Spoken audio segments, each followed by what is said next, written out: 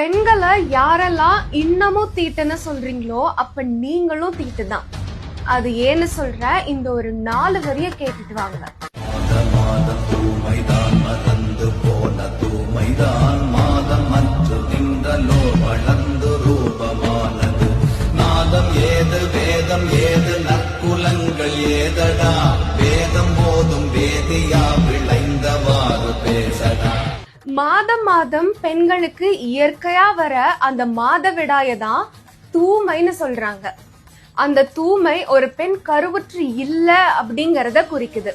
ஒருவேளை அந்த தூய்மை நின்றுடுச்சுன்னா அந்த பெண் தன்னோட வயிற்றுல ஒரு கருவை சுமந்துட்டு இருக்காங்கன்னு அர்த்தம். அந்த தீட்டுல கலந்துதான் கொஞ்சம் கொஞ்சமா உயிர் பெற்று நம்ம எல்லாரும் இந்த உலகத்துக்கு வந்தோம். இதுல நாதம் என்ன, வேதம் என்ன, இல்ல நற்குணங்கள் தான் என்ன இருக்கு? வெறும் வாயில மட்டும் வேதம்னு சொல்லி உயர்ந்த குலம்னு பேசுற நீங்க அந்த தூய்மையில இருந்துதான் பிறந்தீங்கிறத மறந்துடாதீங்க. இனிமேல் பெண்களை தீட்டுன்னு சொல்றதுக்கு முன்னாடி இந்த ஒரு 4 வரிகளை யோசிச்சு பாருங்க. உங்களுக்கு தெரிஞ்ச எல்லா கேர்ள்ஸுக்கும் இந்த வீடியோ